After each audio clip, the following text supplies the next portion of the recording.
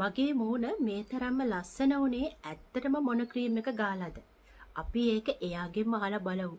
ඉතින් මේක ඊයේ මට එයා ආපු ෆීඩ්බැක් එකක්. ලස්සන ටැමිල් ගර්ල් කෙනෙක් වගේ තමයි මං එයාව දැක්කේ. ඇත්තටම හරිම ලස්සනයි. ඉතින් ඔයාට ගොඩාක් ස්තුතියි. ඒ වගේම මේ වගේ ලස්සන ෆීඩ්බැක් එකක් මට එව්වට. කුවේට් වල ඉඳලා අපේ නිෂ්පාදන ගෙන්න ගත්ත එයා තමයි මේ විස්තරේ කියන්නේ. අපි එහෙනම් ඒක බලලා එමු. බියුටි විත් තුලී මැඩම්ට ගොඩාක් ස්තුතියි. මේ මාගේ අක්කට කියලා තමයි මම ওই ක්‍රීම් ටික මෙට්ට ගෙන්න ගත්තේ කුවේට් එකට. මගේ ඉස්සර කිසිම පැල්ලමක් එහෙම තිබුණේ නැහැ. ඊට පස්සේ මම ওই අනවශ්‍ය ක්‍රීම් පාවිච්චි කරලා මගේ මූණ ගොඩාක් ඩැමේජ් වුණා. ගොඩාක් පැල්ලම් ආවා කළු කළු පාටට. ඒවා ඉතින් හැමෝම දකින්නකොට මේ මොකද මූණ වේ කියලා ආනකොට ඒක ගැන හිතලම මම ගොඩාක් කලකිරිලා හිටියේ.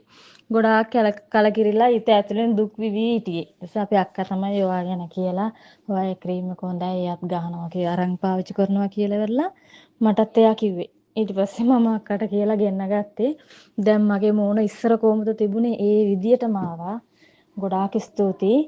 මේ මගෙන් කවුරු හරි කෙනෙක් ඇහුවොත් එහෙම ඔයා මොනවා ගාලාද ඔයාගේ මුණේ තිබිච්ච කළු පාට පැල්ලම් ටික නැති කරගත්තේ මොන ක්‍රීම් එක පාවිච්චි කරලාද කියලා ඇහුවොත් මං අනිවාර්යෙන්ම ඔයාගේ ක්‍රීම් එක ගැන කියනවා අක්කේ. හරි. ඒ අන්දා ගොඩාක් ස්තුතියි ඔයාට නම් ගොඩක් පිං ඈ.